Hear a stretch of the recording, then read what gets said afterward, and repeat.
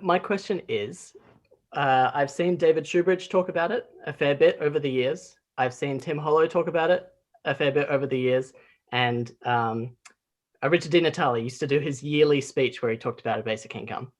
What's taking the rest of the Greens so long? What do you think is holding up the party? Because as you said, it's been part of the party platform or committee. I can't remember. There's all these 3 different levels, right? It's been one of those levels for about 20 years, I believe. What's the hold up? This is where I'm not a very good politician when I can't. I have to be quite honest, and so it's going to get me into trouble. But what I think the problem is a lack of confidence to overturn the idea that things have to be costed. So ever since the Greens were involved in setting up the parliamentary budgeting, whatever it is, they've been very keen to have costed policies. And so I think that makes them feel that they are credible with the sort of mainstream press and with the other parties. But actually, if the Greens would just do the right thing and play by the rules, then the media would be nice to them.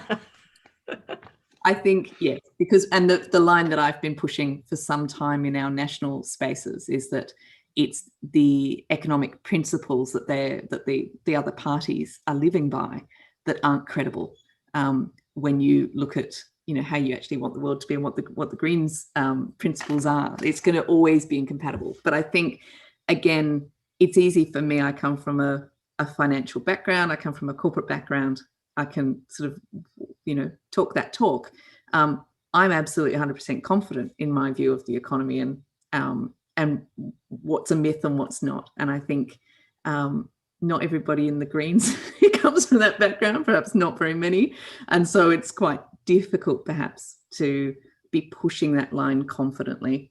It's much easier to talk about a jobs guarantee than it is to talk about a universal basic income with that. So, yeah, I reckon if Adam Bandt was watching, he'd be horrified at the idea. I think he's not.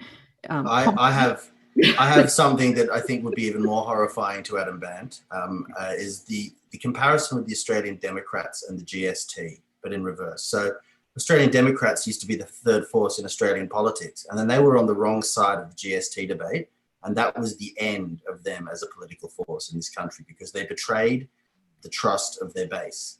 And I think that if the Greens don't step up to this moment of profound, where there's a profound rethinking of the economic sort of paradigm required, and don't put forward a bold idea that challenges the conservative press and the conservative paradigm, like a UBI, they could find themselves going through a similar collapse. So